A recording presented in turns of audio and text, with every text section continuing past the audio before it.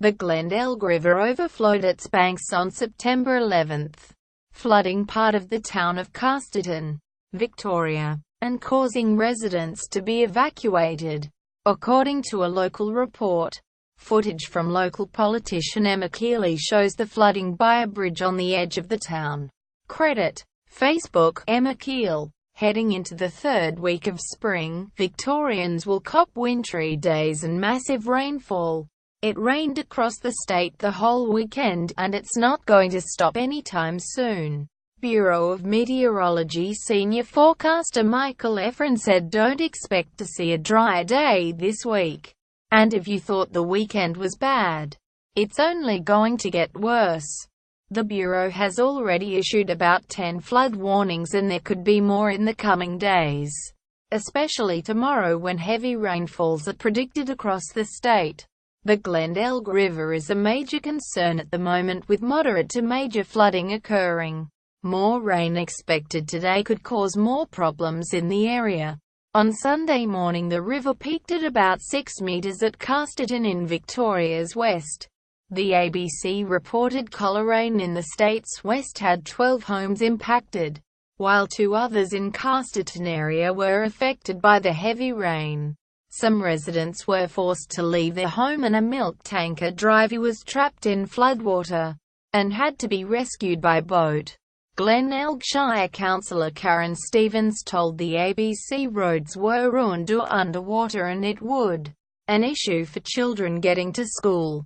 They may have to get their boats out, she said. Mr. Efron said those living around Bendigo in central Victoria would be next to cop heavy rainfall.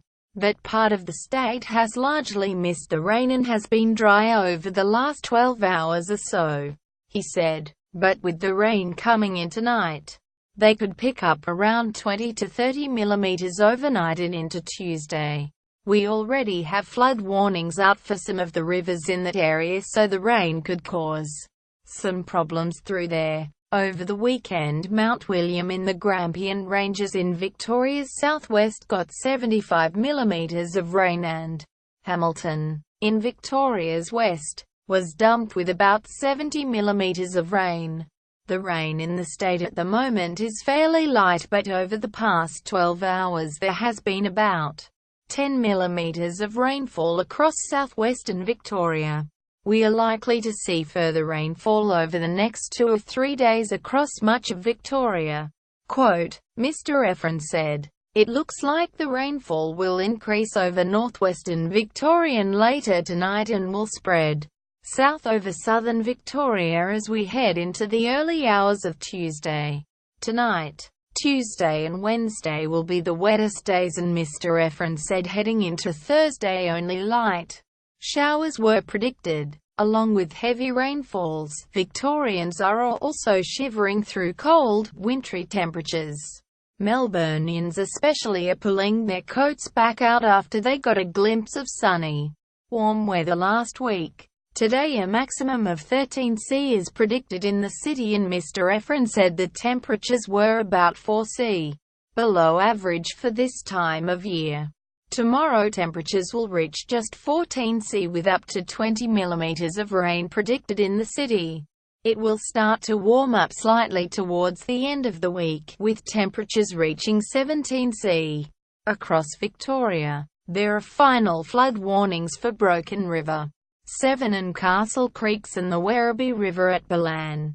There are minor flood warnings in place for the Avoca River, Kiowa River, Loddon River, Murray River upstream of Lake Hume, Ovens and King Rivers and the Snowy River.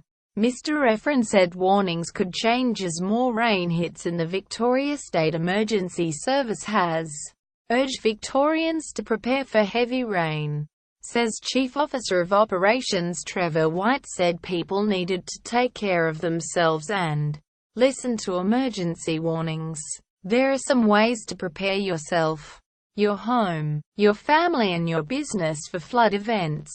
He said, it's important that people on the roads drive to conditions and be aware of road hazards such as mud, debris, damaged roads and bridges. Never drive through floodwater. It only takes about 15 centimeters of water to lose control of your vehicle. We also urge people not to play, swim, walk or ride through floodwater. It's toxic and dangerous. Mr. White said people in a home at risk of flooding should move their belongings to tables, benches or beds, and farmers are told to move their livestock to higher ground. Victoria is being battered more than any other state this week, but flooding from last week will continue to inconvenience some in South Australia. About 10,000 properties, mostly on Eyre Peninsula and the state's west coast, lost power last Thursday due to crazy storms and heavy rains sweeping across the state. The State Emergency Service responded to about 175 calls for help, mostly for water damage. In Adelaide, patients at the Burnside War Memorial Hospital's maternity ward had to be evacuated because of flooding, and a lift flooded at St Andrew's Medical Centre in the CBD.